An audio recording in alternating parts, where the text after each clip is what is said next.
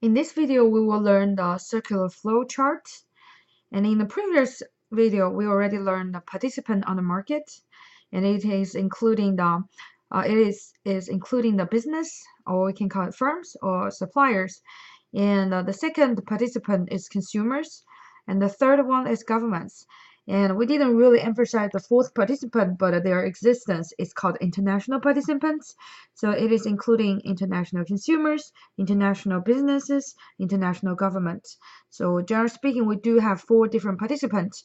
Before I will show you the flow charts, the circular flow charts, and I also need to introduce in the market. So generally speaking, we have two different type of markets. So the first type is called the product markets. So on the product market, usually the consumer will buy the final goods to consume. And such as every week, you will go to the grocery store, like Walmart, Wegman. So you go to the Wegman or Walmart and to buy food or buy appliance. And after you purchase it, and you will consume it. So that market is considered as a product market. And the second type of the market is called the factor market. So on the factor market, the business will go to the factor market to seeking for the production materials. And so the business will consume whatever they purchase from the factor market, such as after you graduate and you will start to go to find a job, and you will go to the job fair. So the job fair will consider as a factor market, because you are the one to supply the skills and labors, and you are supply the resource for the business to developing their product or offer the services to the final consumers. So that is the two markets. So now we have to learn how those four participants are interacting on the two markets. So first of all, and we have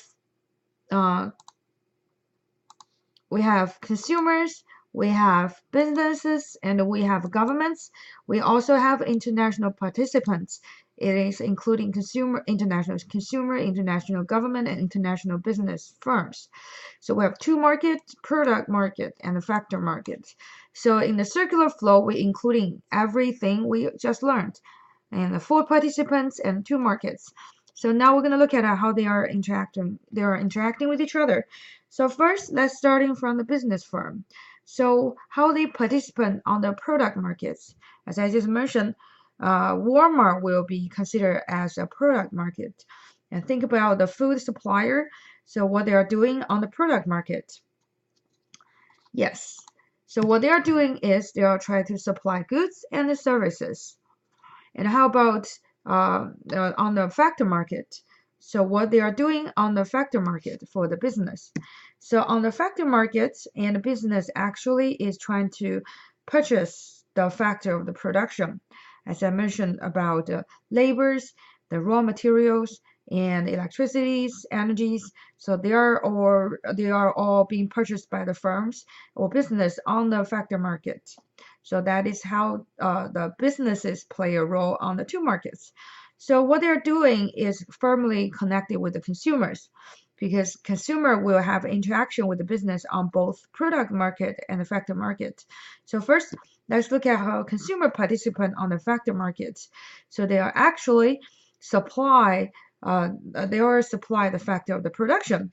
As I said, you guys are all consumers, but how you participate on the factor market. So you sell your skills and sell your labors, and so you are actually is the supplier for the factor of the production. And how about the consumer? How the consumer participant on the product markets? So that exactly what you're doing weekly or even daily if you visit the restaurant. So you go to the product market because you actually will be able to purchase the goods and the services. And so you can see how the business and the consumer are connected. So they will have interaction on product market and factor markets. And one on the product market, the business is supplying and the consumer is the demander. But on the factor market, it's go opposite way. So consumer becomes supplier and business will become the one to purchase. And so now at this point, we haven't discussed about the government. So what is the rule? What are the roles for the government? As we keep emphasizing, the good government practice shouldn't be fully control the markets. So what they are doing is, first of all, they will purchase the product from the factor market. So think about it, for every government agent, they have employees. So they are needed the labor to work for them. So that's why they will reach out to the factor market to purchase the labors. So the labors are supplied by the consumers. And besides the labors, and they also buy the, for instance, like office appliance, like computers. So they are all supplied by the business firms. So on the factor market, they also will purchase those equipment, those appliance from the businesses. So that is how the government interacted on the factor market. So they will directly interact.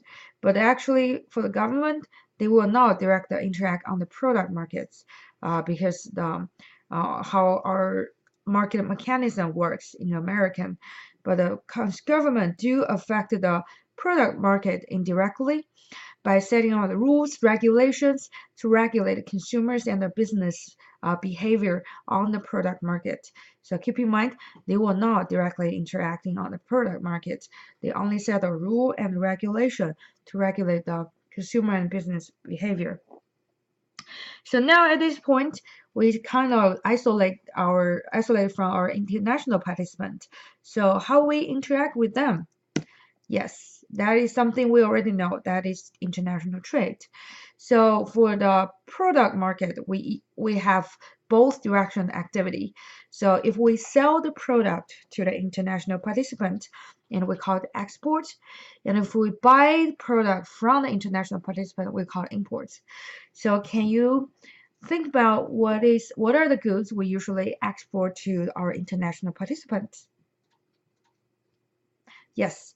So for instance, like China, in the US usually exporting a lot of soybean and also Boeing aircraft to the China. So that is considered export. So think about what are the goods we importing from another countries. Yes, you're right. It is some manufacturing stuff. If you look at the clothes and shoes you have, and try to look at the tag and where they're made from. So if you have the clothes for 20 years, you may find it made in China. But now if you really check your recent purchase, they are actually made in Vietnam or Indonesia. So no matter where they made, but we know the product are made in another country, and we are importing them from another country. And so that is how the four participants are connected and how they interact on the product market and the factor market. And so before we moving on, and I have to emphasize one thing is about the relationship between dollars and exchange. So here the flow chart, I only talking about how they interact, but if we really consider the real transaction, and so you will find the money play a very important role. So think about the product markets. So when you go to the grocery store, let's say Walmart, to buy a gallon of the milk, so can you just grab the milk and run away? So obviously it's not. If you do that, and you actually may be put in the jail. So that's not the right way to do. So in order to get the milk legally, and you'll go to Walmart, pick up the milk, and go to cashier and pay the money and get milk. So obviously during this exchange and the money involved. So actually, no matter it's in the product market or factor markets, what we found is nearly every market transaction involves an exchange of the dollars for goods or resource. So each arrow in this figure has two dimensions. So a flow of dollars and a real flow of goods or factors. And so so for instance, if you look at here, we saw the business firm and they supply goods and a product to the product market. At the same time, we can draw another arrow go this way, and then we can name it indicating this as money. So when the goods go to the factor market from the business, the money is coming back from the product market to the firms. So the consumer pay the firms. So here